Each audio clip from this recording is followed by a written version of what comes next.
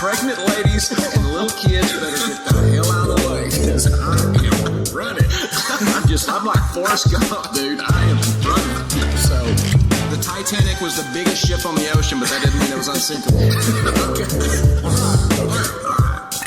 I want you each to use ombudsman in a sentence next week. I got one for you. My name is Kevin, the official ombudsman of the Just Play podcast. You like apples? Welcome into another edition of the JPP Pod. We got a jam-packed podcast coming for you this week, and we're joined by the normal crew. I got LJ and Pops with me, and we got a special guest. We got longtime listener, friend of the pod, Josh, a.k.a. J Money in the building. What's up, Josh? How's it going? Not much going on here at the pod, but there's a lot going on just in general. You know, we talked about last week being kind of a dead time in sports, but we kind of were getting together just a list of topics to run through, and I feel like we got a lot to talk about, Pops. Yeah, I do too. Absolutely. True that. We got, the NBA draft happened. We have a few thoughts on that, and then, you know, the biggest news of the week, I feel free like agency is like on fire. Yeah. Free agency. Oh yeah, it's on fire. And I can't wait to talk about it's coming up a little bit later. If you're a fan of animated movies and Pixar, we got a Toy Story 4 topic coming up, and just Toy Story in general. I can't wait. I got some fun facts to tell you guys about kind of the making of Toy Story 1 and some of the stuff. I think you'll find it a little interesting. And then a little baseball, a little football. I mean, we got it all for you this week. So let's dive straight into it. The NBA draft. Dad, we can get into something maybe if you like or dislike from it. I have a question. Where is LeBron going to play in 2022? That's what I need to know right now. Well, we know the Lakers won't be drafted in the first round for the next decade, but LeBron could be leaving because he does want to play with his son. Speculation, my source. No, I'm kidding. I don't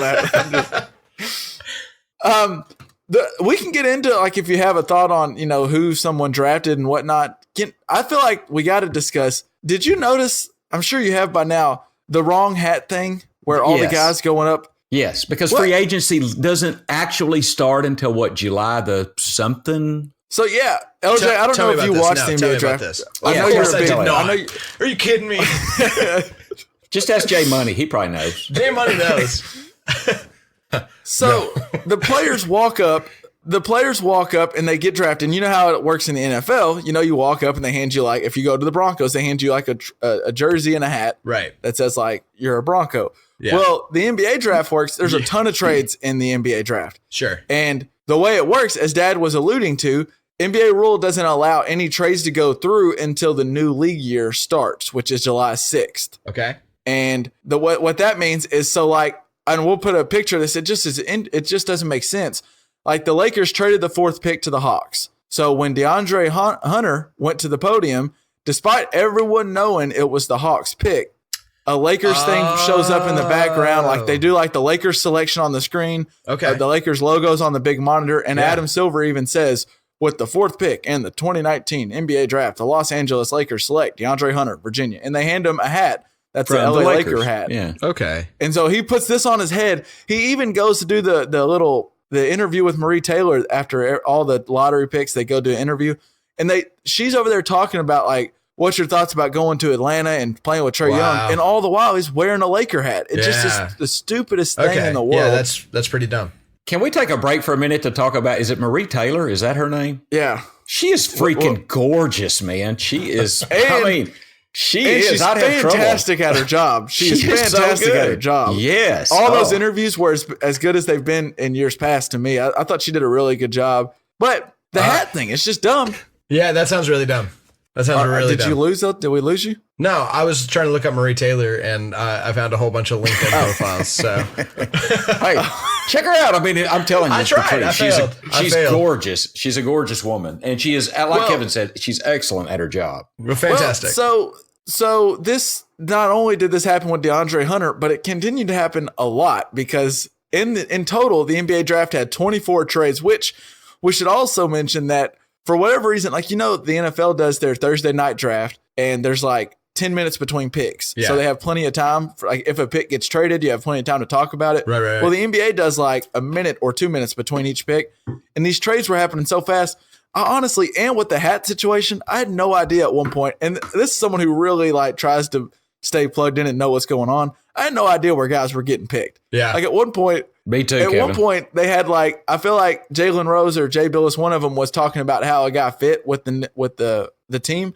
And they were talking about the wrong team because they also didn't know where the pick was going. And they're the guys working at ESPN. It was ridiculous. But so there were 24 trades. 5 of the first 11 were traded in the draft. So that means 5 of the first 11 people taken had a picture taken of them on draft night with the league commish wearing the wrong damn hat. It's just so stupid. I agree with you. That makes sense. Here's what I wonder. Why is the NBA so bad at rolling out their product versus the NFL? Why is it they cannot roll this into something cohesive, actually entertaining to watch, and not just so...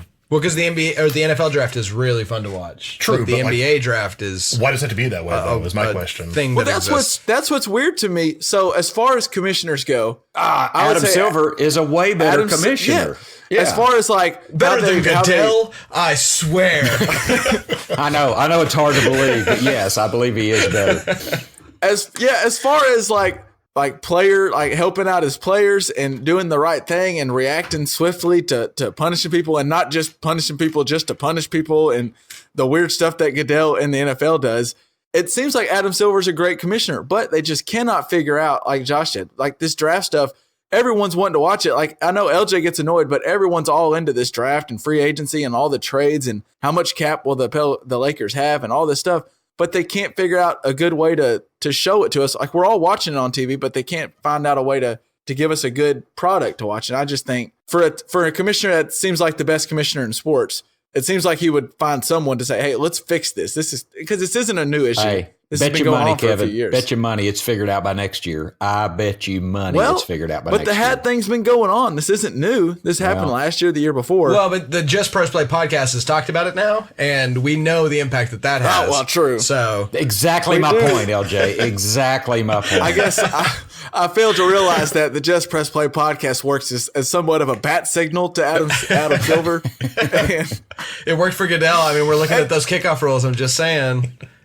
Yeah, true. that. And, you know, the part that I tried to do a bunch of Google searching, and, you know, usually the investigative journalist that is myself would figure this out. I couldn't figure out. So the NBA league doesn't start until July 6th. Right. And the funny thing was, LJ, even the wrong hat was one thing, the team's Twitter account can't actually even tweet about a guy they picked if it was a traded pick. So like the Hawks tweeted after they took DeAndre Hunter, they tweeted emojis with a zip thing and then like a one hushing. Because technically DeAndre Hunter is a Laker until July 6th and they can't talk about another team's player.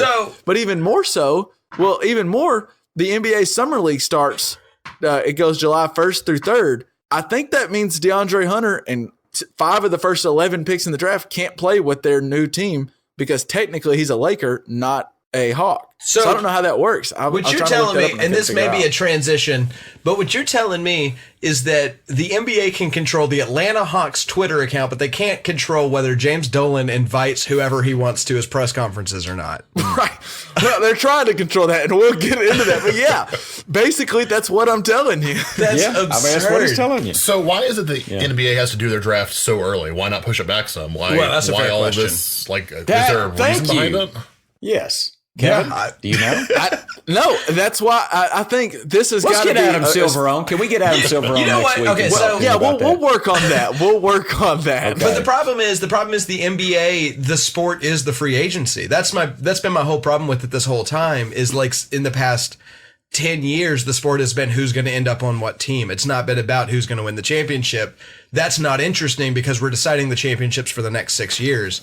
And so that's why the draft is right now is because the championship isn't important enough. The draft is way above it in fans' eyes. Well, and free I think that was the issue the past 3 years because it seemed like the Warriors were foregone conclusion to win it. But I think that's changing now because finally I think that the odds aren't as stacked with Kevin Durant maybe leaving whatever. But since Kevin Durant joined the Warriors, yes, LJ, I believe it's always been wondering, all right, how can someone help in free agency to dethrone the Warriors? So we're always looking ahead to the next year, or the next 3 years. Hopefully that changes. But yeah, I don't know. They got to fix draft. By the way, I mentioned Summer League starting up July 1st. That gives us a little chance to tell you if you're going to happen to be in Vegas to watch the Summer League and you're looking for some tickets, our homies over at SeatGeek can help you get some. They want to take the confusion out of ticket buying experience, and instead of shopping dozens of sites trying to find the best deal for the Summer League, because I'm sure a lot of people haven't gone to the Summer League before. I know I kind of it's on my bucket list of things I want to do because it actually has gotten really cool. I would love the first game of this NBA Summer League, Dad, is going to be the Knicks versus the Pelicans. So RJ Barrett versus Zion Williamson. Yep. I plan on watching it, and now ESPN airs all the Summer League games. But if you're wanting to go to it, SeatGeek's trying to take out all the headache Confusion. from you, and their app scans the web for the best deals to your favorite game, concert, or show, or Summer League game, and rates them on a scale of 0 to 10 and lets you know you're getting the best bang for your buck. They have a green dot will make a good deal, the yellow dot's deal, and then the red dots you probably want to stay away from them. And right now, if you use the promo code ACAA, that's for Armchair All-Americans, that's one of our partners right now with the Just Press Play Pod, you can receive $20 off your first purchase. So that's what, two free beers on us? I think so. When you hit Vegas for the Summer League? 2 free beers, 1 trip to the bathroom on us. and so that's $20 off your first purchase if you put in the promo code ACAA right now on SeatGeek. Life is an event, and SeatGeek has the tickets. All right, Dad. Speaking of the NBA, we've done the draft. We talked a little bit of Zion. I kind of want to talk about how likable Zion is, but in general, do you have a who won the draft real quick? I think in my opinion, I think Atlanta. I think the Atlanta Hawks won the draft. I really liked their picks of DeAndre Hunter and Cam Reddish to put with Trae Young. I just thought I really like the nucleus that Atlanta's putting together. My dark horse in this would be Chicago. Number one, I like Chicago. Because they drafted a Razorback? They drafted. That's no Exactly. Time out. Let me finish. They drafted. Yep. Josh knows. They drafted Kobe White, a 16-4-4 kid from North Carolina. I think he's like 6'5" point guard, who I think will be very good in the league. And then they did get a 6'11" swingman from Arkansas. 17, 1, and 9. I think that has to be 9 rebounds and 1 assist. I said that backwards. But I think I think you buried the lead there.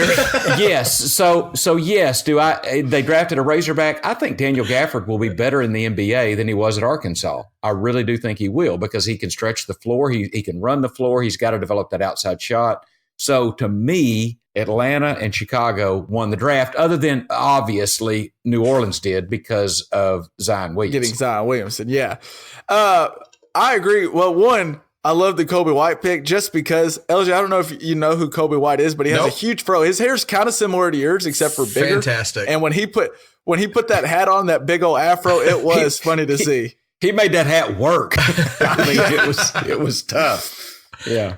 But Dad, I kind of was on the same as you. I really love what Atlanta's doing. And I still like, if we go back as a Dallas fan, I still am totally for the Luka trade we did last year. Oh, yeah. That netted Dallas, the rookie You like of the year, that Luka Doncic. Luka Doncic? You like that guy?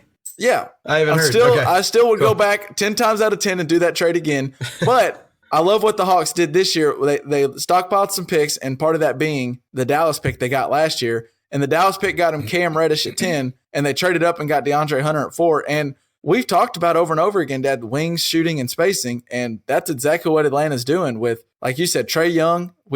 He has some troubles defensively, but offensively, he looks like he has the potential to be a Steph Curry in the making. And then drafting Reddish and DeAndre Hunter, you get 2 long 6'7" wings that have a 7-foot wingspan, who both can shoot from the outside, both can play defense really well, switch and play. And then at shooting guard, they got Kevin Huerter, who when he was coming into the draft last year, he was getting a ton of Klay Thompson comparisons. And he's also a 6'7" guy who can really, really shoot the three. He needs to develop his defense. And they got a center that can run the floor and shoot threes too, in John Collins. So I really like what they're doing. I mean, they're not going to win the championship, but they got a good young core. No, but it's funny you talked about Klay Thompson because I think Atlanta is Golden State East. I think they're fashioning a team like Golden State made. And their GM is from Golden State, and he said that he wants to build a team. I think he watched what Golden State did, and he's trying to redo that process, and it's working to me. I think I do too. I'm anxious to see Atlanta play this year with that nucleus. I'm really interested to watch NBA play. Speaking of, we mentioned Luka winning Rookie of the Year. Well, I mentioned Luka winning Rookie of the Year. It came up organically, I promise. We don't have to really get into it, but the NBA just did their award ceremony on Monday night. That is so dumb to announce the MVP. Like, they announced Giannis Antetokounmpo wins the MVP, and he hasn't played in 34 I saw that days too, or and I hate that. It's so ridiculous. That's one of the few things I had an opinion on NBA wise, was getting that notification that Giannis won MVP, because you either announce that before the playoffs are over, or you give it to somebody who won the championship. Like, it just doesn't make sense. Dirk won it 1 year. And I think the thought process is, by doing it now, they used to do it, if you remember, Dad, not that long ago, they would announce it like in the second round of the playoffs, and you would see the guy accept the MVP award before a home playoff game, and like the crowd would go wild, and it was fun. I thought that was good. But now they want to make it a TV thing to where you'll watch it on TV. So like they wait till after the finals are over and they have this big live award ceremony. And the issue with that is the MVP is a regular season award. So now like everyone feels like Kawhi Leonard should win MVP after what you just watched in the playoffs. Right. But since he took a lot of games off in the regular season, Giannis, who I think is very deserving of the award, wins it. And like Luka Doncic wins the Rookie of the Year. We haven't watched, obviously the Mavericks didn't even sniff the playoffs. We haven't even thought about Luka Doncic in 3 months. We're already talking about potential Rookie of the Years for next year, and they're just now getting the award. It's just dumb, and I think it dulls it down. I'm not near as interested in the awards. Do you think maybe that's rooted in the decision by Sir LeBron James? I think that's a very fair good point. I think it could be. And I mean, in line with the hat thing, with the draft, I mean, Adam Silver, who I think is the best commissioner in sports, needs to improve just a little bit. He has some work to do. Yeah, agreed. Yeah. And it's not a hard blueprint. I mean, follow the NFL's blueprint. Like it's there. Just go that way. Yeah. Yeah, I mean, you're not wrong. Yeah, like there's certain things that Roger Goodell screws up, i.e. Ray Rice and basically every domestic violence thing that's happened in the NFL. Yep. But there's certain things the NFL knows one thing, and that's how to monetize their product and show a good product on TV. Yep. And if you're Adam Silver, just take some notes, and I'm sure you can get someone smart in his camp. If not, then we're only a phone call away. I'll text him later after this. Dad, why do you think Zion Williamson is the most likable player in the NBA right now? Maybe in sports. I mean, everything that guy does, I just become more of a fan of Zion. You know, I agree with you. I think because the guy asked him, what was the guy said, are you in shape? Did you see that where I mean, is it the general manager? During his introductory presser, it was the owner or GM. It wasn't David Griffin, but it was somebody else. I think he was the head of like the announcer for the team or something. Okay. But he just says, are you in shape? And I think Zion handled it very well. Zion seems like a likable kid. He's saying the right things. He's smiling at the right time. I mean, this guy's fixing to make a buttload of money because not only is he uber talented, he's got the personality and the smile to go with it. I think there's no limit to what this kid can do. True. Well, there was the moment post draft, and we talked about Marie Taylor, and when he did his interview with Marie Taylor, he's known he's been the first round. Like everyone and their mom knew that he was going to be the number 1 overall pick for the past probably since January. Sure, but when he goes and does the interview with Marie Taylor, it kind of sets in, and he breaks into tears and starts talking about his mom and how his mom was always pushed him and kept him going. And he started crying, and his mom started crying. The moment was great, and we'll post it in the show notes. It was a really cool moment. And then they asked him about, does he have a message for New Orleans? And just, I don't know if this was like a thought out thing, but he just goes, yeah, my message they were like, what's your message to New Orleans if you have any? And he just goes, let's dance. And it was just the perfect answer. And it was great. And everything he does, I just think he becomes more and more likable. And I'm excited to see, like you said, Dad, I think the Hawks won it as far as we were concerned. But if you really want to talk about the winners, it's the Pelicans because they got Zion freaking Williamson. Hey, we need to road trip down to New Orleans and see an NBA game next year. I would be all in on that. That would be. You don't even care about the NBA, and I'm in. All right. Well, yeah, I'd love to go. The only thing I'm a little worried about Zion is I've been to New Orleans once or actually twice, and New Orleans serves a lot of food. The other time. All of which is food that it kind of sticks to your ribs a little bit. It's not food that is conducive for Zion's already a thick guy, just thick with a CK. I'm worried he could become thick with a couple C's or something if he hangs out in New Orleans too long. Episode title. All right, we talked about Adam Silver and issues that the commissioner has. Well, one is he's dealing with now, and LJ alluded to this, is reining in old Jimmy Dolan, Mr. James Dolan at the New York Knicks. You might have seen this after the draft. The Knicks were going to hold their introductory presser for their first round pick, R.J. Barrett, and their second round pick, Izzy Brazdakis out of Michigan. And they didn't allow two journalists from the New York Daily News to attend. And they did this earlier in the year, if you remember. Dolan didn't let guys from the Daily News attend a introductory presser for their president, I think Steve Mills, like in December. And it was because they ran a graphic on their back page that said, "Do it," referring to the rumors that Dolan was thinking about selling the team. The Pro Basketball Writers Association released a statement later saying that the Knicks' decision to ban the journalist was unprofessional and unacceptable. And the only message it is sending is that he is a bully who retaliates against legitimate news outlets and published content that he that published content he dislikes. So I wanted to ask you guys, is James Dolan in the right, Dad? I mean, he owns the team. Do you think he's in the right, or is he completely in the wrong? I mean, here's my take on that. You know what? He did a little power play. He got his point across, I think, and I'm okay. It's like no big deal to me, but I think it's pretty stupid. But they kind of talk shit on him, so here we go. I'm going to pay you back, and it's over. It's done. I think it's much ado about nothing. I would move on, but I mean that's my point. LJ? I actually thought I was going to be the contrarian opinion, and I actually think that who cares? Because this is Adam Silver's problem, not our problem, not a team problem. This is a league problem, and so if they're not allowed to cancel the invitations to different players, then that's on them, and they got to figure that out.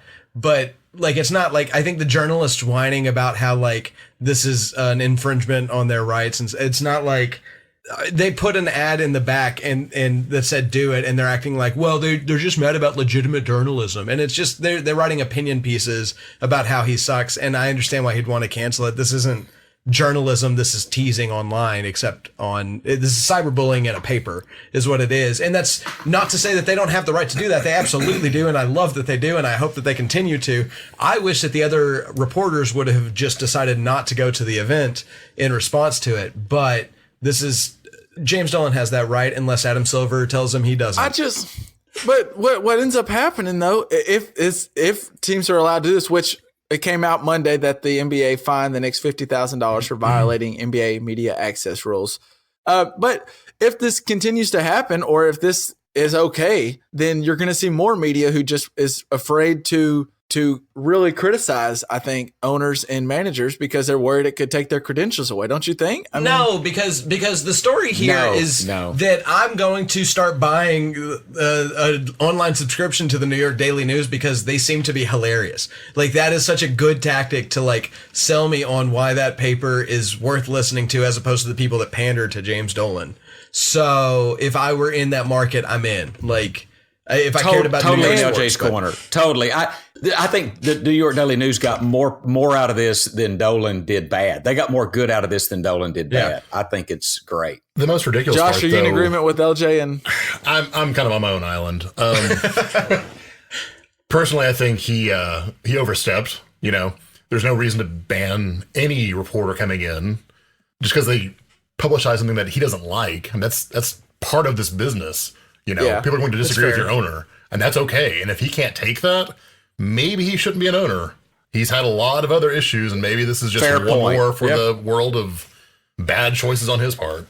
Yeah, but this is... Yeah, maybe if he can't take it, they're right, and he should do it and sell the team. And he's in the New York market. You're the owner of the New York freaking Knicks. Exactly. But this is basketball, not like the presidency. Like, I feel like there's more outrage about this than when they kicked that CNN reporter out of a White House press conference. Like, It's not that big of a deal. Like, who cares? And this sells more papers for the New York Daily News than otherwise, in my opinion. And they still reported on the conference. Like, they watched literally the MSG channel to watch the conference. Well, and see, that's the thing. That's the thing that kills me is I think the smart decision is they should have not watched the conference and then just made up baseless remarks saying, "Hey, we weren't there, so we're just doing the best we can." And like, I don't know, talk about how Dolan came out in a diaper and how everybody was crying the whole, like, whatever. Just make up bullshit and say it's their fault for not inviting us, so this is the best we could provide. That's what they should have done. Well, and I guess it comes down to, for me, El, is it's maybe not this is the issue, but it's just this is James Dolan in general. He's had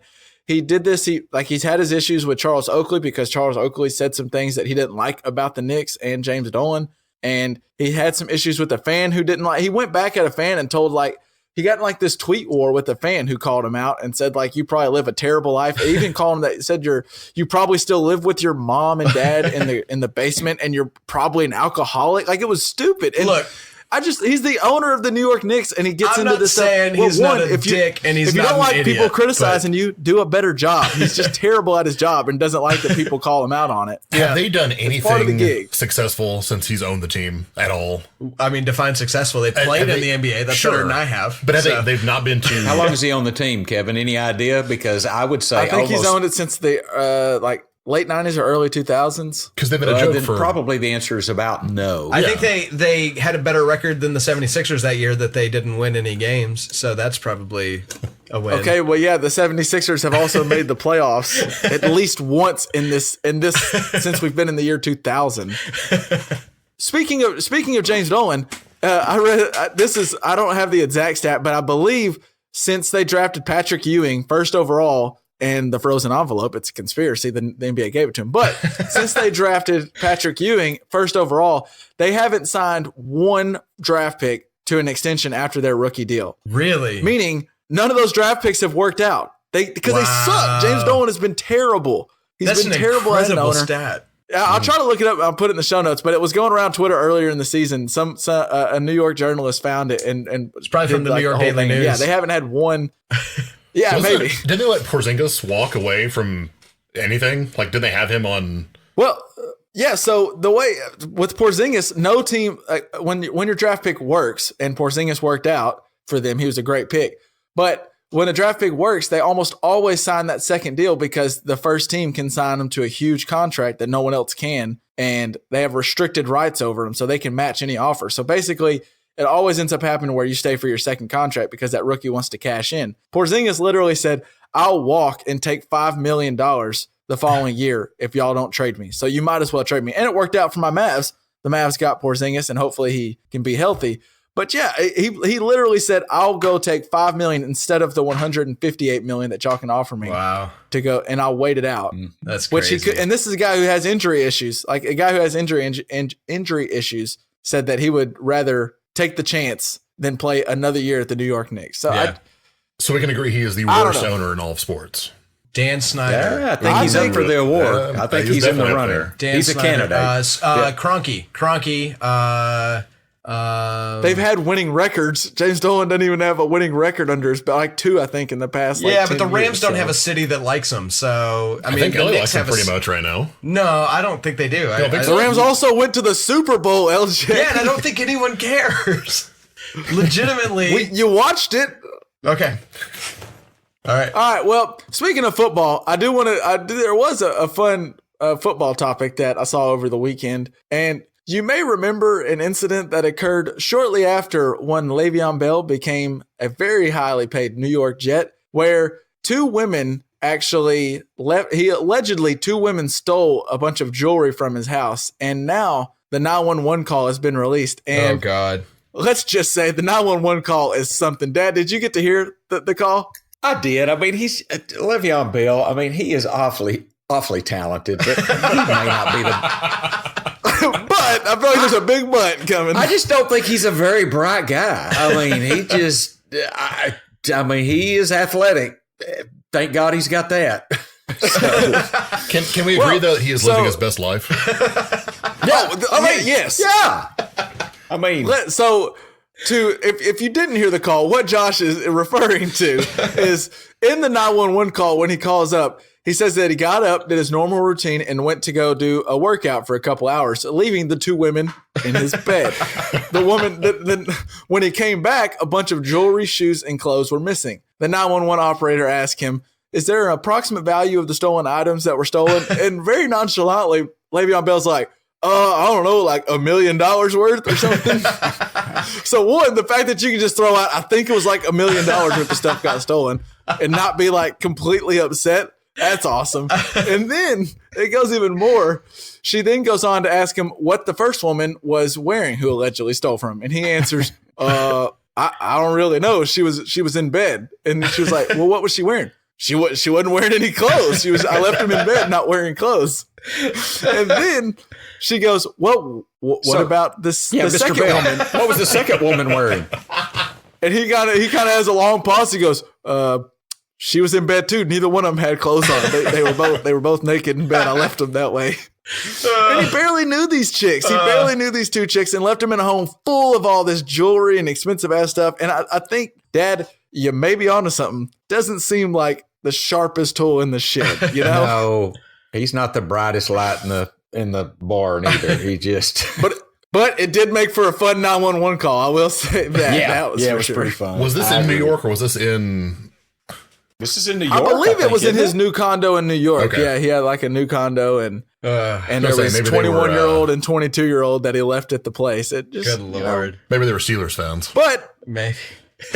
he may not be the sharpest tool in the shed, but as Josh said, dude's living life, man. He just is like, I don't know what they were wearing, but they stole like $1 million, give or take, worth of stuff, and they're both naked. So I don't even know what they were wearing. I swear. Did he not know what they were wearing when he got them home, or what? I mean, did they show up naked? Yeah. I know. There's more I need to know about this story. No, that's funny. I thought that was going to be an ad read, by the way. I thought you said he may not be the smartest or the sharpest tool in the shed, but he sure used SeatGeek when he buys tickets to events.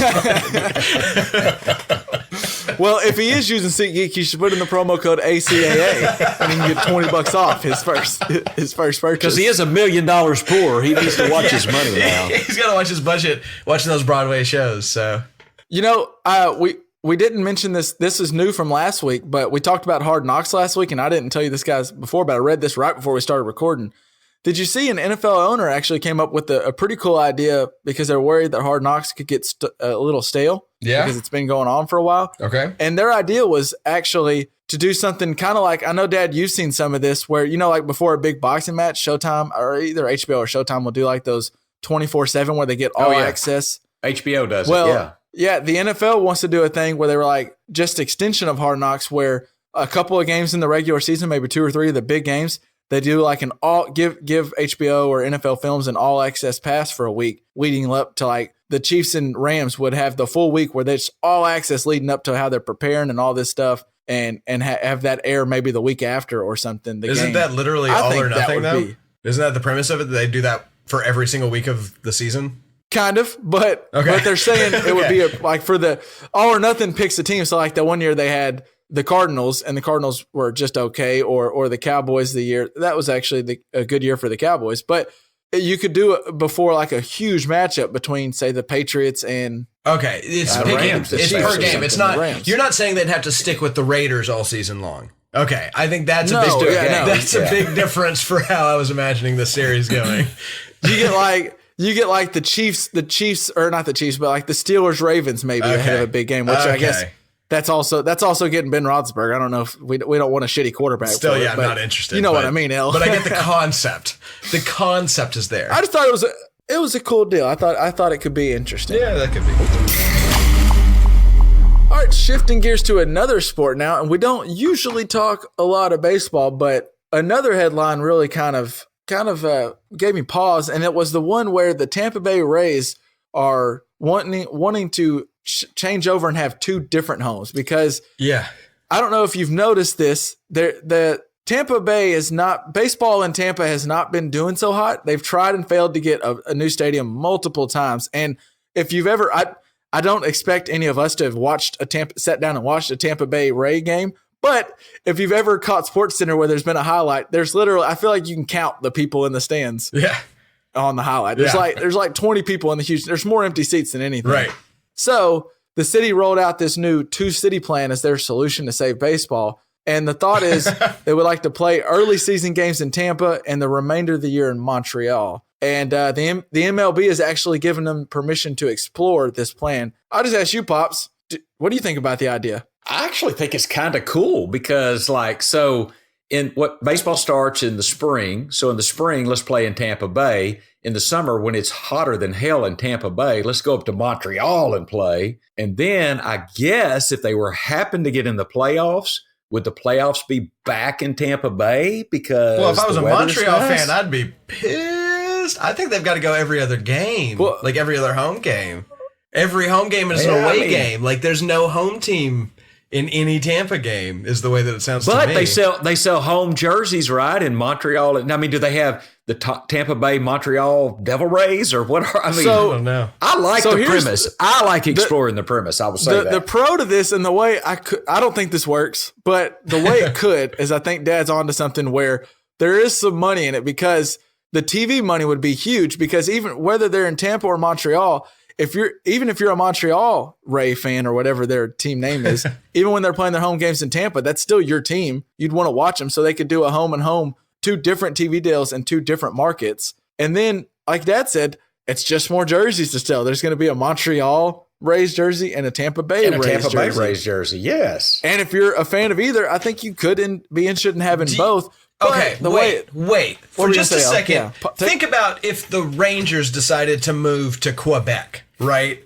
Like, do you think you would really be like, okay, so the Rangers are the team? Like, you would start to think like traitors. Like, I'm not interested. Like, screw you guys. I'm a Stros fan all of a sudden. Like, you just did that to me. It sounds like if you're a Rays fan, I feel like you're a pretty hardcore Rays fan, and you might be upset, but you'll stick with them. There's not a whole lot of they need hardcore something. Ray fans. They can lose a few and be okay. All 6, both. But no, I can't. First off, just as a real quick digression, I'm also upset at myself. I've recently found out as an adult human being that there's no city called Tampa Bay, and it's called Tampa.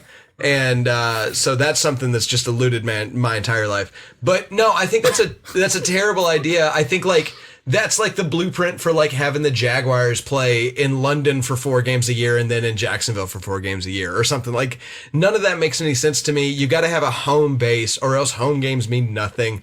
I don't think fans are going to be, you're not going to have twice as many fans. You're going to have a third as many fans because it's going to have diminishing returns. I just think it's a terrible idea.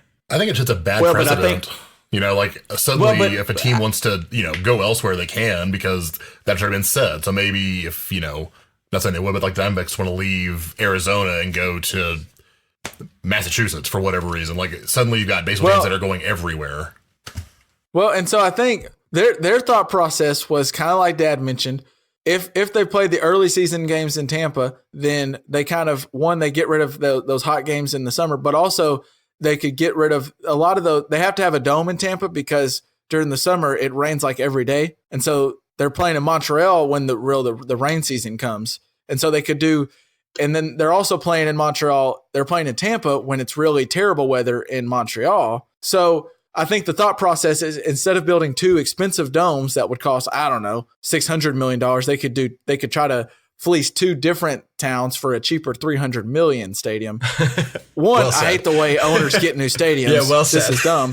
But if they can't get the $600 million one, so maybe they'll just try to say, well, we'll build a cheaper one and we don't have to build domes. But I think that the problem is if this does bring a lot of TV money, Josh is totally right. You could see teams like the Minnesota Twins going, well, maybe we want to go play our summer games or our winter games when it's snowing in Minnesota.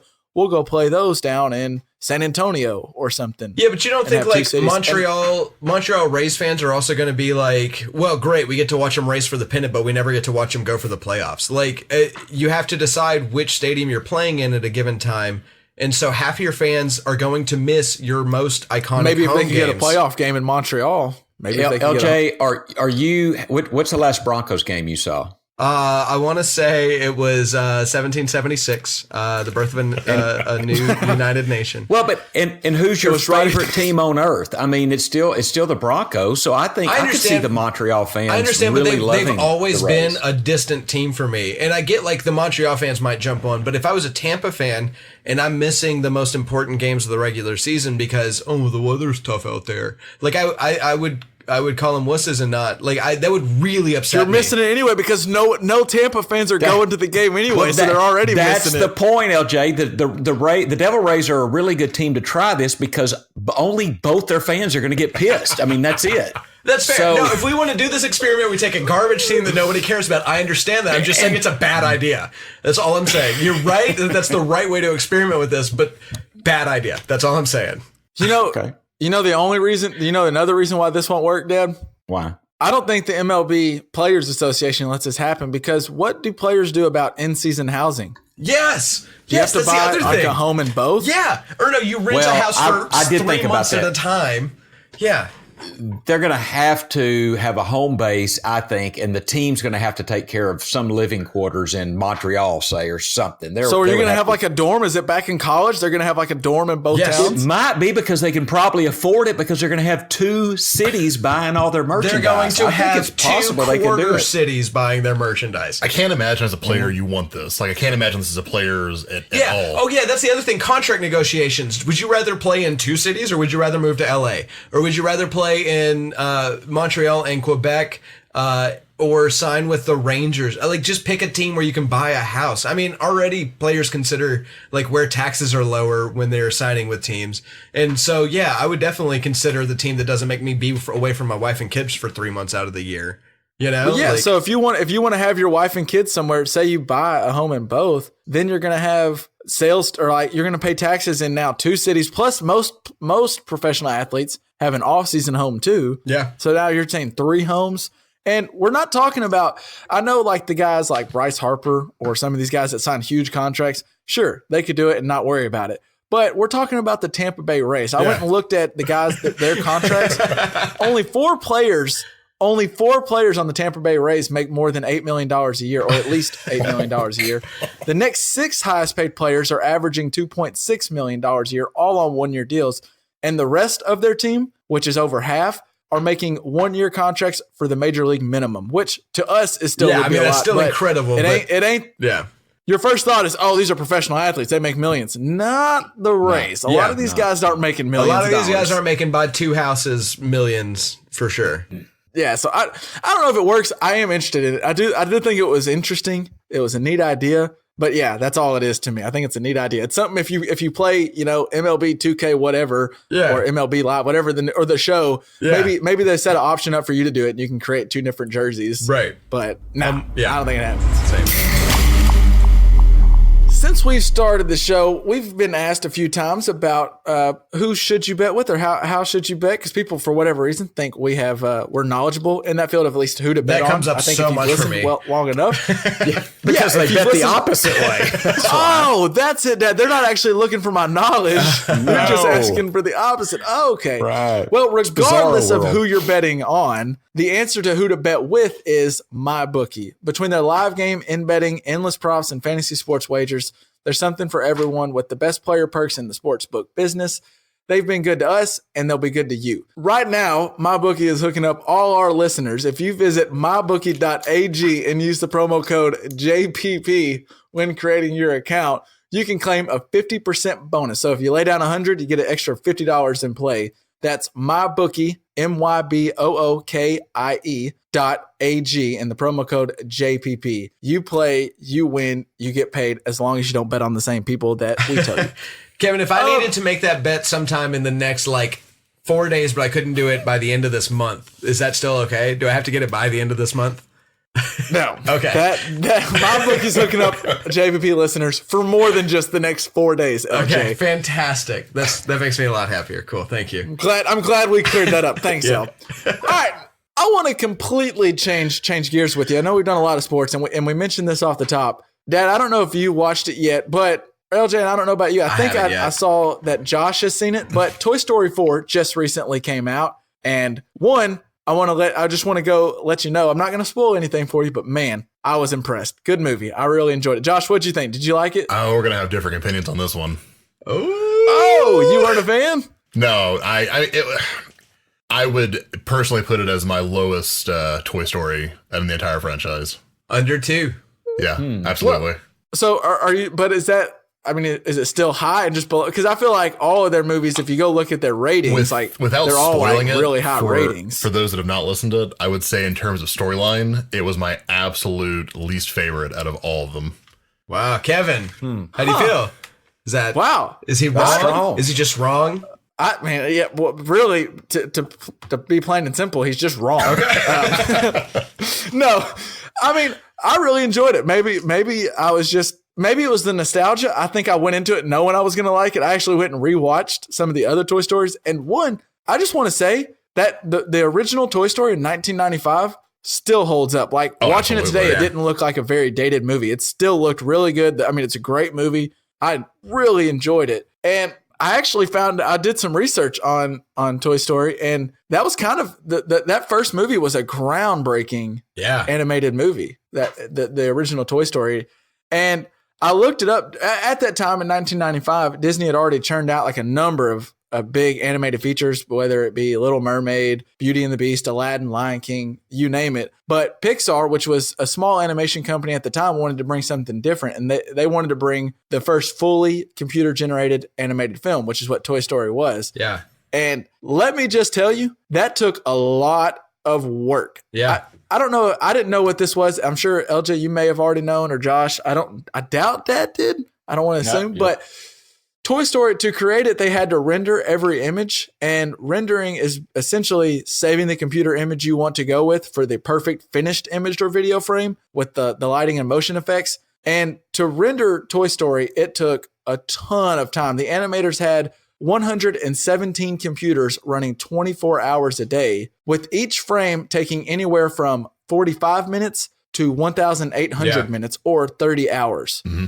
And just to give you some perspective, Toy Story had 114,240 frames. So it took a long time to make that movie. Yeah. And I even read on a good day, the animators said that they completed 3.5 minutes of Toy Story. That was their most productive day. Yeah. Was they got 3.5 minutes of the 77-minute film. Absolutely. Yeah.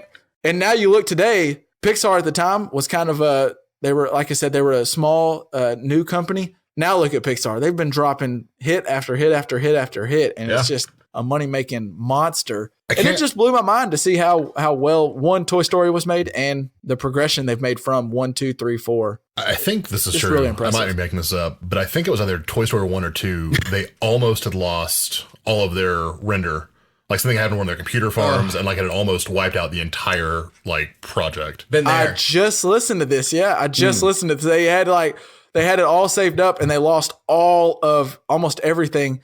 And this one woman happened to have it all on her hard drive because she wanted to work from home or something. One of the animators, so she was downloading everything on her computer, and it wasn't completely right. It still took a lot of time, but they were able to like get all those files over. But LJ, wow, it was almost one of those days. I remember I've talked to you about this when this happened to you almost, and yeah, they almost lost the entire film. And this was after it fell through like twice. Toy Story, there's actually a cool video I'll put in the show notes, but Toy Story 2 almost fell through like 3 or 4 different times. That's insane. For different things. Because I'll tell you, there have been days where I thought that I'd lost the audio for this podcast, and I almost lost an entire afternoon, and I was just basically ready to give up on life. Like that was it. I was done. I can't imagine losing a year's worth of work to a movie that you've been working on. Like that's insanity. Well, and I thought interesting about Toy Story is obviously everyone on here saw it at different times. When it came out for me, I was just, a wee little toddler. I was probably barely walking. Yeah. LJ, this was probably right in you and Josh's wheelhouse. I mean, y'all were right at the time where y'all were kids watching this. I definitely felt like I was Andy's age for the entirety of the series. I was 8 when Toy Story came out. Yeah. Which is ironic because I took my son to see it, and so he saw Toy Story 4 at 8. So 24 years later, That's cool. Bizarre. Yeah, that's pretty neat. Wow. Yeah. Well, that's what I thought about. Like, I'm not in any hurry by any stretch of the imagination. Like, if you've listened to the pod, you know, me and LJ have become uncles recently. Mm-hmm. I'm not looking to become a dad anytime soon, but the thought of watching Toy Story, like, I want to watch all 4 with my son one day, or son or daughter, because they hold up still to this day. And I thought I could mention that to Dad and get your point. You were a dad, a full-grown adult at the time, and you still have really fond memories of Toy Story. I think you're planning on rewatching it, correct? Absolutely, because I mean, I can hear you going from infinity to beyond. I mean, still, I mean, just all the time. True. I mean, you on the floor with Buzz Lightyear and Woody and Woody. Just all that and stuff. Goku, of course, they were all fighting. Well, yeah, I have my Dragon Ball Z characters too. I cannot wait for like Little Honeybee, to watch it with me. And I mean, I just can't wait to have some grandkids to watch all the new movies. I was looking at all the Pixar movies. Oh my God, there's a zillion of them. Yeah. And I've watched maybe a handful of them, and I can't wait to watch them all. Truth, you're missing out. You ought to be excited to watch them all because there are some just bomb movies in there. I know. I was looking at them ranked and everything, and I think Ratatouille or I don't know how you say Ratatouille. that. I don't know how to say it. But that was like that was really highly ranked. That was super highly ranked, and I mean, I want to see like Cars and The Incredibles was incredible, and of course the Toy Stories. But I want to see them all. I can't wait. Yeah. And the 1995 classic Toy Story 1, that was the start of all of that. And you're right, Dad. They went on to put, and like LJ was saying, hit after hit. There's so many good movies that you haven't seen if you haven't watched a lot of those Pixar movies. True that. Coco. There was something really Is interesting. Coco Disney or Pixar? Disney Pixar. So that's Pixar. Oh, Coco, such a good movie. Well, I haven't seen that. I hadn't actually heard about it until I started looking at the top ranked Pixar movies, and that was way up there. I was like, well, I have to watch this. Okay. Speaking, you mentioned me playing with Buzz and Woody. Did you know that originally Pixar wanted 2 other people? They didn't want Tim Allen and Tom Hanks. They wanted Paul Newman for Woody and Jim Carrey for Buzz Lightyear. Did you guys know that? No, you made like a negative sound. That sounds kind of awesome to me. I think it'd be a different movie for sure, but I'm down with those 2 guys. Maybe it's just like the nostalgia biting him, but that just... It was interesting. The reason Pixar wanted them is because Jim Carrey and Paul Newman were meant to represent how new Hollywood was taking over old Hollywood. Newman being interesting. The old and See, that's Carrey a being cool new level. Hollywood, and it was going to be Buzz Lightyear taking over Woody. Because if you remember back to the old films, Buzz with the new shiny toy. Yeah, but the reason it didn't work is, like we mentioned, Pixar was a new company, and Disney had their doubts on whether this would work because no one's ever done this before. Yeah, and so Disney came back with a much smaller budget than Pixar was expecting. So Pixar had to lower their budget because if you think about it, Jim Carrey at the time was just coming off The Mask and Ace Ventura. He was a pretty big name. Liar Liar is probably pretty close to that. Yeah. Yeah, I mean, that was right around the time. He was a big name, so it was going to take some money to get old. And it's not like Paul Newman did nothing in his career, so it was a big deal too. Right. And Paul Newman actually went on to still do a Pixar movie. I think he was in Cars. We were just talking about that, Josh and I, before he later passed away. So he still did his Pixar movie. But interestingly, after they realized they weren't going to get Jim Carrey or Paul Newman, Disney went to their next targets. And their next 2 targets were Chevy Chase and Billy Crystal, with Billy Crystal being their top choice. I would love that movie, but I don't know that they would have gotten through it. That would have been an effort. It's interesting. Billy Crystal actually, so they had the budget and they offered Billy Crystal. He declined. And then he went on later to say, after seeing Toy Story, that was the biggest mistake of his career. And then once Pixar heard this, they actually offered him Mike Wazowski for Monsters, Inc. So he still worked with Pixar and had a pretty big film. Right, but him and Goodman. Yeah. It made me think about how this would have been a totally different film had it not been. I think Jim Carrey, Paul Newman would have been interesting, but Tom Hanks, I think we can safely say Tom Hanks and Tim Allen were pretty but so they couldn't good. afford Jim Carrey, so they got Forrest Gump? I mean... Yeah, when was Forrest Gump out? I mean, was Tom Hanks... It was like 94, maybe? He was making interesting. You brought that up. He was making Forrest Gump at the same time. And while he was making Forrest Gump, he had to pause Toy Story making because he said he couldn't be doing comedy and Forrest Gump at the same time because that would screw up his, I guess, inner role, like doing the role, like really getting into it. So he put a pause on it. That's why if you go back, the voice, if you pull when Woody's string gets pulled, that's actually not Tom Hanks, that voice. What? That voice is Tom Hanks's brother, Jim Hanks. Yeah, go look him up on IMDb. Jim Really? Hanks has a credit for Woody's voice. Yeah, the string is Kevin. Jim Hanks. You Yeah. have blown my mind. Because he did all the voices in like the video games too, right? Like Yeah. his brother did. Yeah, his no. brother has a lot of Wait, credits, what? and it's Buzz Lightyear. Go look it up. I blew my mind too, because Tom Hanks was busy filming some other Wow. stuff. Because, like you said, Ellie, he was doing some big movies at the time, and he was just all That's in. mind blowing. He was all in because he just thought the idea was really cool with Woody and Toy Story. And Tim Allen said one of his biggest reasons for jumping on board is Billy Crystal was his idol, and the fact that they couldn't get Billy Crystal and he was their next topic. He was like, hell yes, I want to do it. And That's interesting. That's cool. Well, another fun fact about Forrest Gump and Tom Hanks is he didn't take. I think he didn't take a salary for that. He just took a percentage of what the movie made, and of course, for Forrest Gump. yeah, Forrest Gump. I'm sorry, yeah, and of course he hit the jackpot with that. He did. I'd say that worked out well. It worked out well for him. Yeah, absolutely. Wow. Another little fun fact for Toy Story. And Pixar's LJ, we've done this before with Hannah, and Pixar's one that Yeah. this was their. If you go back and watch, there's like this is where they first started doing the little hidden Easter eggs, and I was reading that the reason this happens a lot in Pixar is because it's so meticulous and takes so long to animate that the animators have so much time sitting at the computer that they have time to think about these things, and they just throw little things in. Yeah, Like that if you makes look sense. on certain things, there's one time where Woody's up on a bookshelf, and a lot of the books are old. Like if you read the spines of them, they're either old, like the first short films animate that Pixar ever did, or they're like the authors are mostly names from the animators. And then the little toy soldiers that do the little recon in Toy Story. If you look close, those faces are actually resembling animators' faces. So it's a bunch of That's little cool cool. things they do.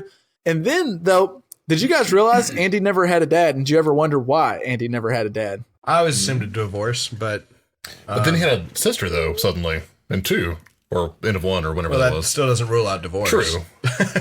Well, yeah, I don't know exactly why. It was just that he had a single mom, but the reason they didn't put a dad in is because at the time it was so hard to have actual like humans in animated shows, the movements and everything, and the facial expressions were really hard.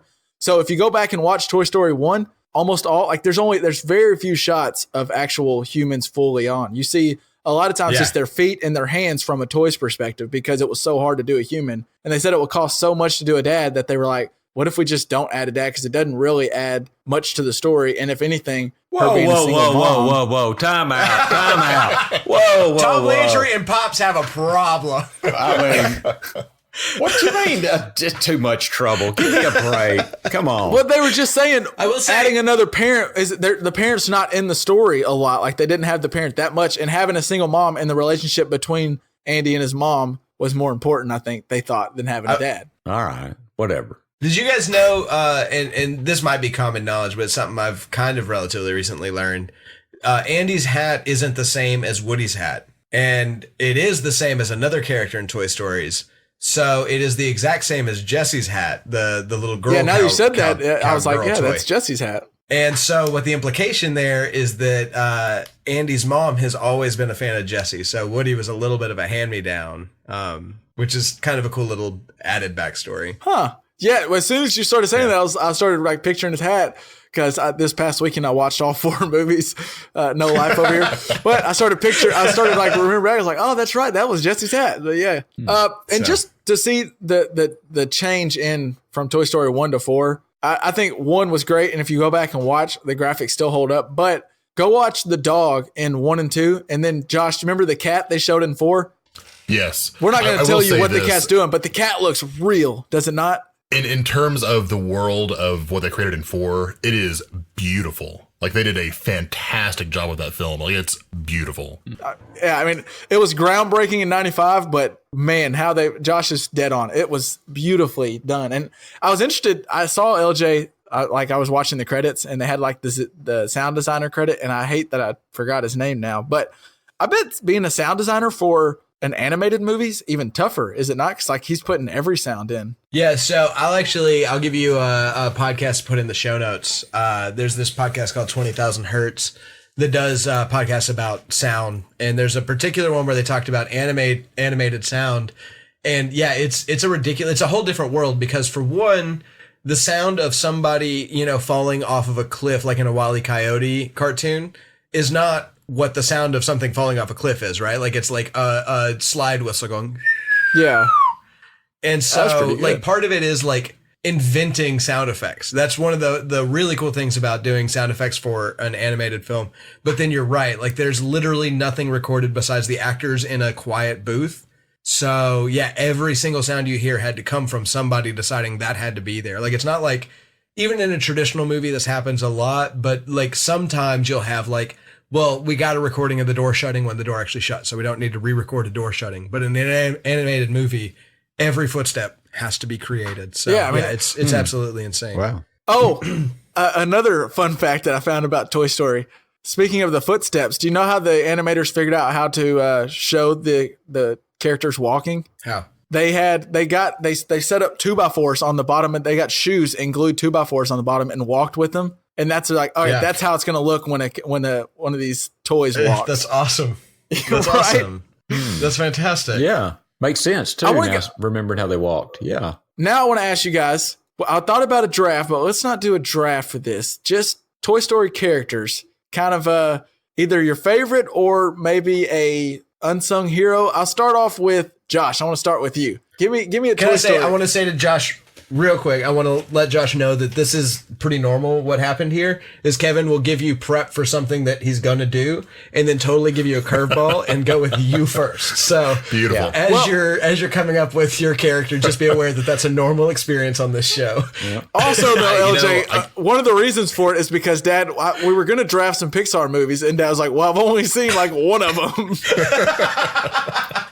Well, y'all can draft. I'll be the moderator, whatever you want to do. No. Let's do this. We're a little short on time, so I just want to go either favorite or just a character that you really like from Toy Story. Josh, you start. I think I won't say favorite, but one of the ones that I enjoy the most is Slinky Dog. And part of the reason behind that is because the original voice was Jim Varney, who played Ernest. And so I've always, in my heart, I love those movies anyway. And so when his voice came out of the Slinky Dog, I've always loved that character. And if you think about Slinky, every time they're in trouble, my man is always the guy who like drops them down out the window or connects them to something. That Slinky must be long as hell if you've ever noticed. Oh, absolutely. It's overstretched. Yeah, he is one of the true heroes of that entire film. He's honestly, he might not be the MVP, but he's the glue guy of that team. He's easily the sixth man. Yeah.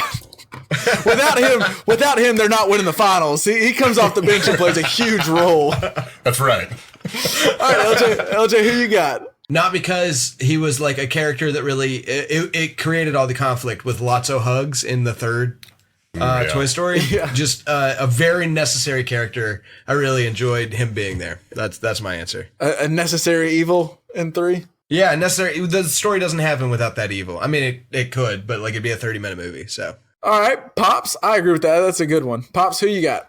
Well, I mean, I'm going to go with the obvious because I hadn't watched them all, but Woody. I mean, I loved Woody. I mean, come on. Woody's the What's man. What's not to love about Woody? Woody is the man. I mean, and it was close between him and Buzz, but I went Woody. Yeah. So on Woody, have you seen a relatively popular tattoo nowadays is actually getting Andy written on your right foot on the bottom of it, just like Woody has, which I think is kind of an awesome tattoo. Ow. Oh, that sounds super painful. But it sounds awesome. Also, I had a problem with that. So Woody's a small character. These guys are small toys.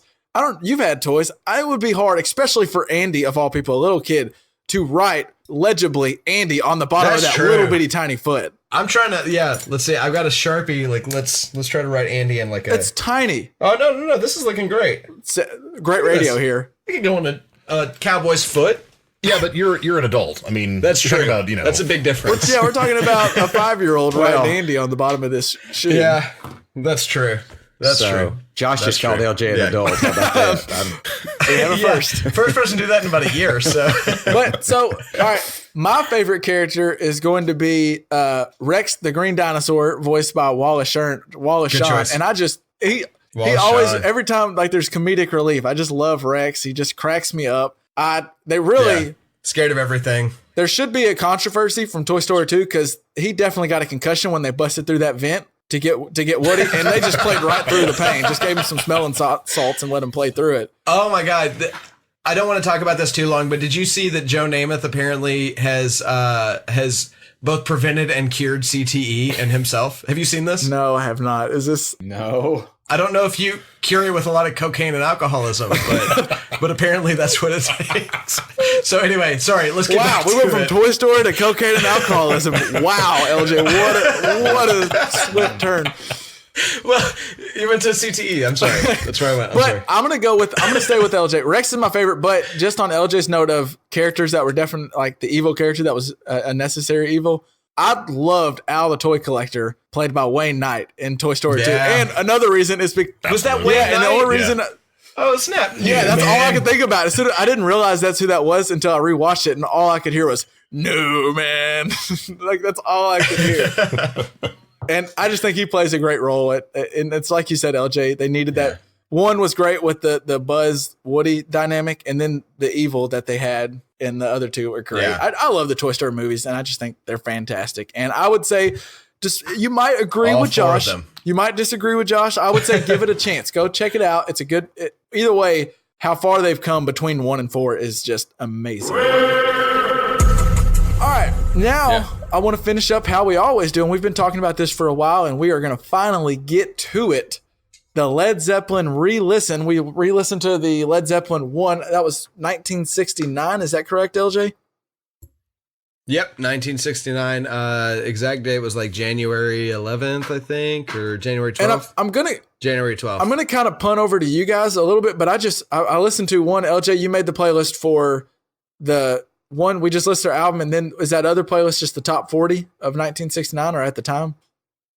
Yes, it's the top 40 of the day before this album was released, so we could kind of get an idea for how the world was before the album was released, like what kind of music people were listening to. So that's what that other album on my re-listen, and I want to, like I said, I want to kind of get y'all. I feel like y'all are going to have more input on this, but just in general, one, Led Zeppelin 1, a rockin' ass album. It was really good. Yeah, dude. 2, yes, it is 100 so different than everything else on that playlist. Like I can't even believe they came out at the same time. It is so different.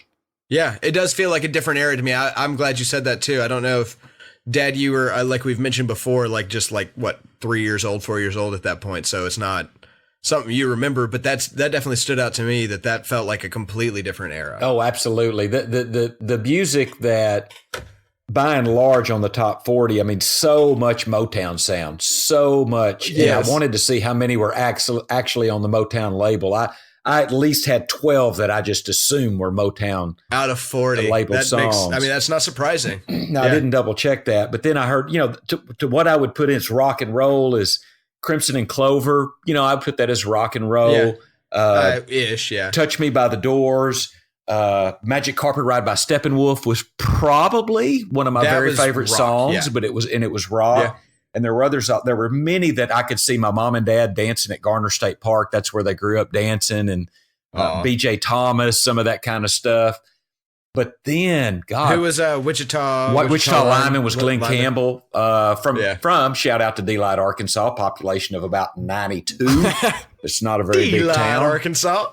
D-Light, Arkansas. And I mean, that's a great song. I mean, it was one of my very favorites. I mean, there were several on there. Got Tammy Wynette made a little appearance. Stand By Your Man. That was good. Yeah, that was good. I had never heard that before. The Elvis Presley, If I Can Dream, which is kind of a gospel song, was my mom's big sound, probably favorite song of all that. I loved it. Sly and the Family Stone on there. I'm with you, LJ. You mentioned the Bee Gees. I started a joke. I had to barely get through that. Song. Well, it just was not a good song at I all. like the Bee Gees. I mean, I like the 3 songs I know by the Bee Gees, but that was a bad song. Yeah. Jeez. Papa's Got a Brand New Bag by Otis Redding. I love that song. Hey, now. Now, one question for you. So, Hey Jude was on there by Wilson Pickett and by the Beatles. Yeah. So both of them. And actually, Wilson Pickett was higher at the time, which I assume means that Hey Jude had come out 6 months ago and it was just still on the charts. And Hey Jude was a Beatles song, right? They wrote it, or am I wrong about that? Yes. Okay. No, you were correct about that. In fact, I think McCartney wrote it to John Lennon's son, but I could be totally off base on that. I think you're right. I think I've heard that. But yeah, definitely a Beatles song. No question. But I guess I'm like Wilson Kevin. Pickett's version's good, but It is. It's very good. But I'm like Kevin. Then Led Zeppelin 1 comes out, and it just starts off with good times, bad times, babe, I'm going to leave you. Yeah. It's just like, oh, wow, this is totally different than anything you've heard up to that time. Well, that's when I listened to the first song, Good Times, Bad Times, I instantly had like a Boston vibe, right? Which is like already like, so they're what's that, like 15 years in the future? Just immediately. Mm-hmm. And so that was already like, all right, I'm going to like this album immediately.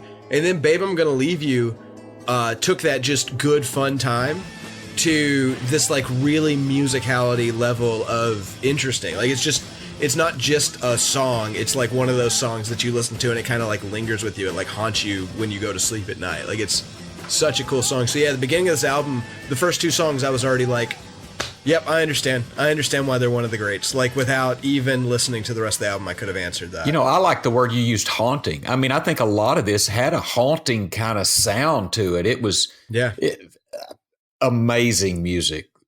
Do you think came out? Do you think that? And we'll get into this more because we're going to kind of continue on the road. But did this have what kind of impact? Did you hear more of this sound in music moving forward? Did this kind of start a change? Well, I think so, but I think that's the premise of what we're going to prove or disprove here. I would think yes, that this probably bred a lot of artists that had somewhat similar type sound, but nobody did it like Led Zeppelin. And one thing before I forget, I do want to shout out. I talked to my buddy Doug, who is a rock and roll music lover, Big Head Doug, and so he says that it's a really incredible album, arguably the best debut album ever. Another fun discussion, best favorite debut album, which would really be something we could talk about. This is a debut album. True, yeah. Ass. This sounds like this could easily be like they're like, if you just told me this is the best, I haven't listened to a lot of Led Zeppelin, but if you just told me this is the best Led Zeppelin album, I could go, oh, it is a pretty damn good one. And to know this is their first debut album, it is a kick-ass album. I can't wait to get to some of the other ones. I mean, Houses of the Holy, we're going to talk about that. 4, oh my God, I can't wait. Physical Graffiti, In Through the Outdoor. Anyway, I'll shut up. That will in good time. I mean, were they just dropping albums like every couple months? Because early on, they were like, because I'm already a little bit ahead of you guys. I've already put together the playlist for the top 40 for the next album, and so you guys are wondering. I can already tell you the answer. Did music change before their second album came out? The answer is no, because I think there was like maybe 12 months between those two albums, but I don't even think it was that long. It says, I think it might have been 6 I'm seeing on or something. Spotify that Led Zeppelin 1 and 2 both came out in 1969, and Led Zeppelin 3 came out in 70.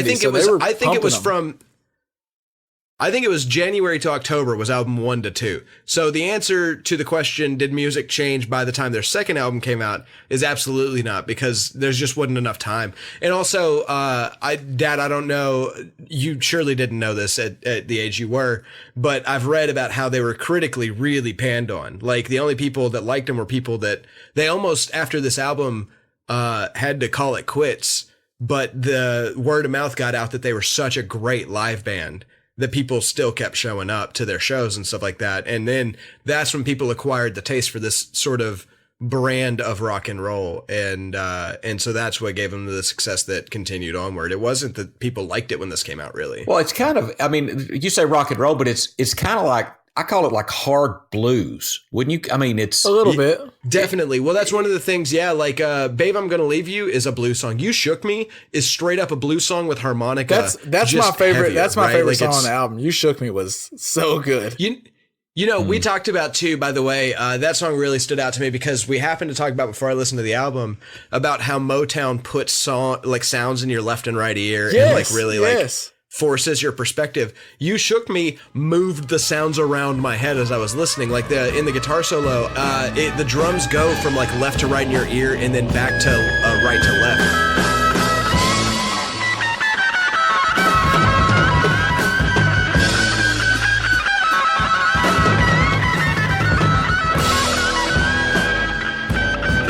It's really a neat concept that they were playing with at a time where it didn't seem like anybody, they were just playing with the idea of two ears.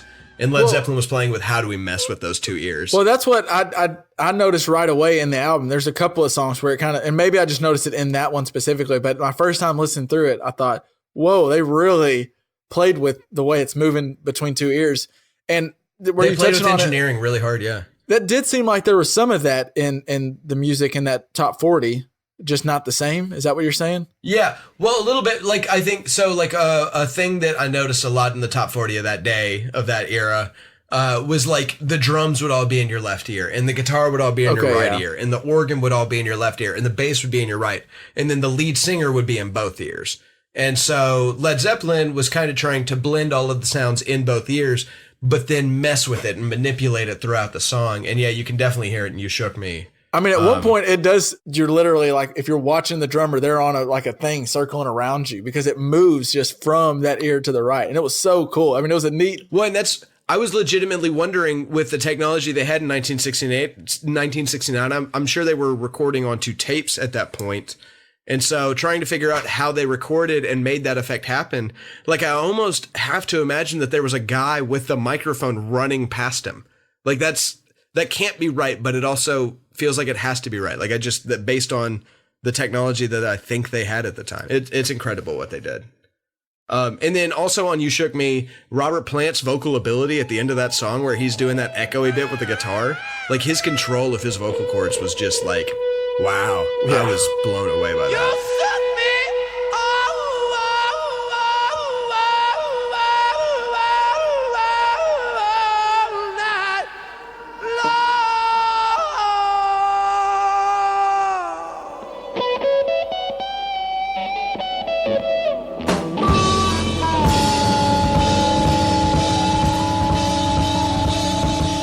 I just have one more real thought on the album. Two more thoughts on the album. The back half, the side 2 of the album, was not my favorite. Side A was much better than side B. Agreed. But Black Mountainside was really great. Like that really showed off their versatility. I thought that was a really cool song. It's that instrumental acoustic guitar bit. It's really fantastic. But to end out side 1, Dazed and Confused. So I've always heard that Black Sabbath was the first metal band ever in the history of rock and roll. And their first album came out in 1970, I believe. Dazed and Confused feels like the inspiration for Black Sabbath, which obviously came out about a year before they did.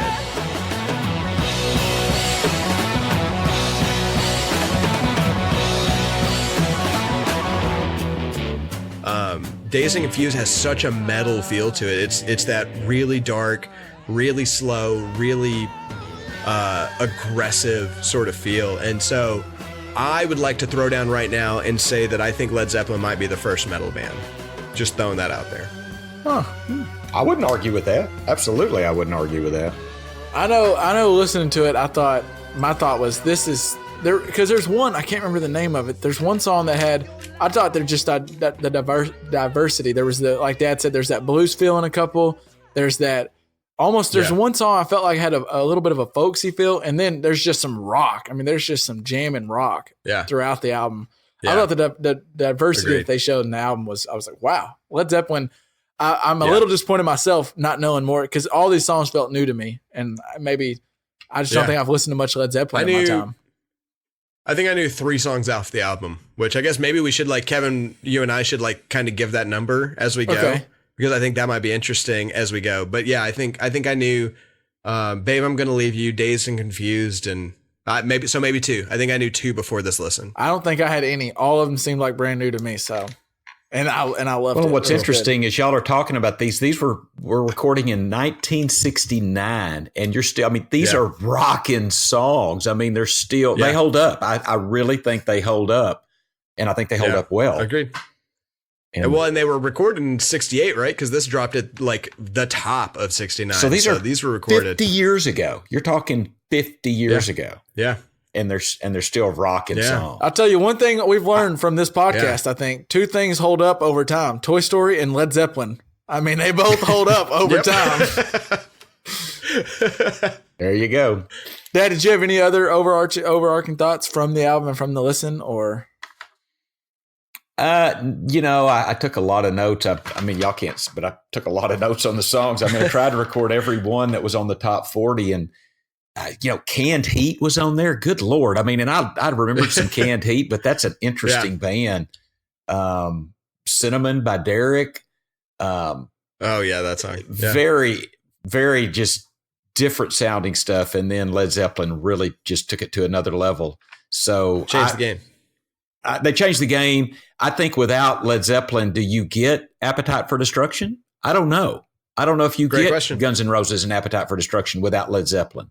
So well, and I think the answer to that question lies in how much do you trust Deep Purple and Black Sabbath to carry the entire load instead of Led Zeppelin carrying a third of that load, because those two were the other probably innovators in that heavy sound. So I think you probably don't get Axl Rose doing his thing and Slash doing his thing in the same way.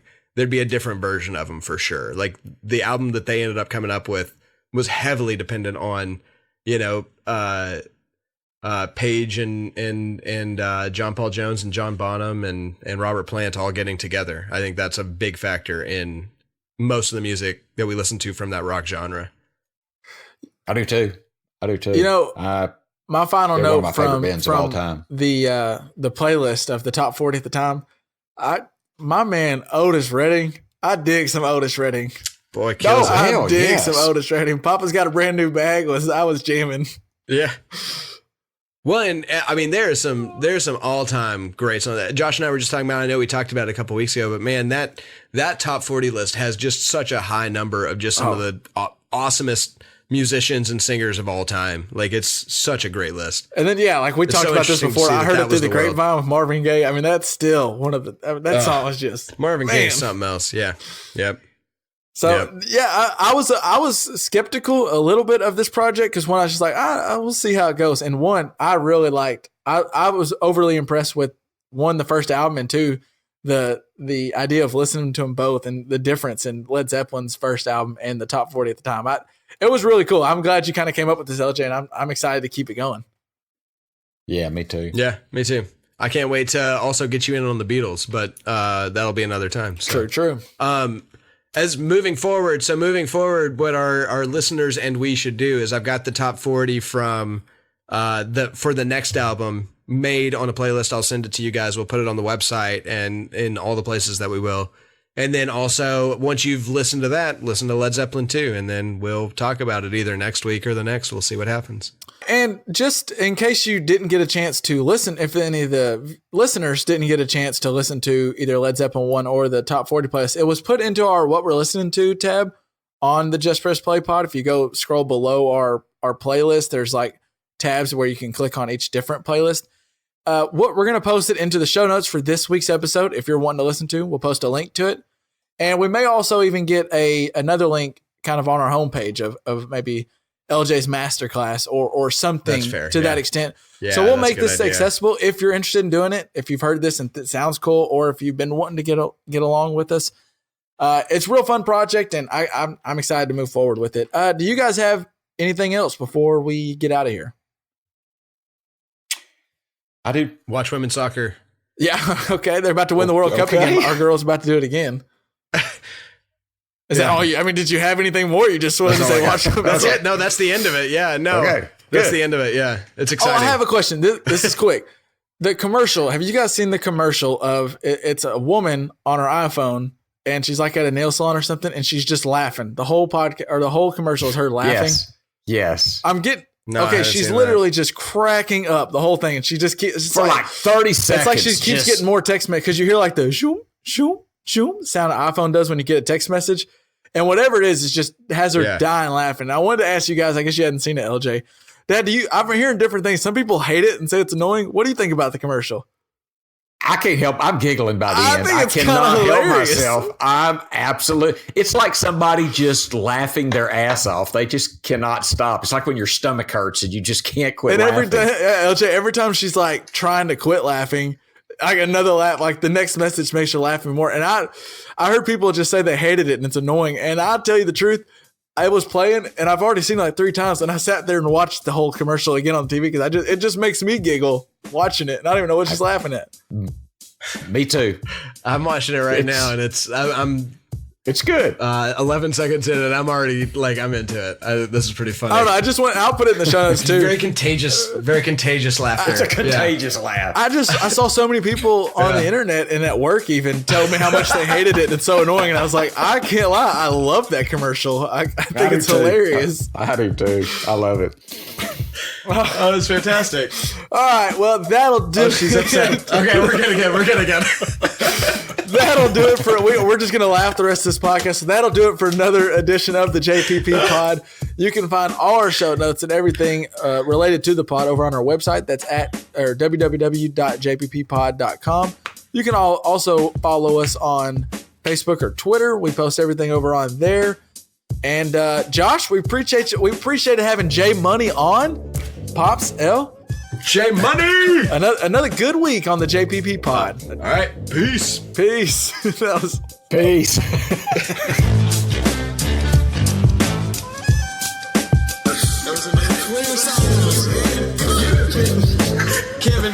Kevin, you have been elegant tonight. I just want to say, like, a gazelle crossbred with a swan, which is a really ugly beast, is what I think is going on here. I want to say, I'm rolling on not a lot of sleep, and then I drank, I chugged 2 cups of coffee, so I'm kind of like amped up, but also a little tired at the same time. It's a weird feeling, and you're probably hearing it on the pod, so. For the rest of this month, I'm going to host the podcast, okay? Well, I'm going to be busy. I think the rest of this month because Adam Silver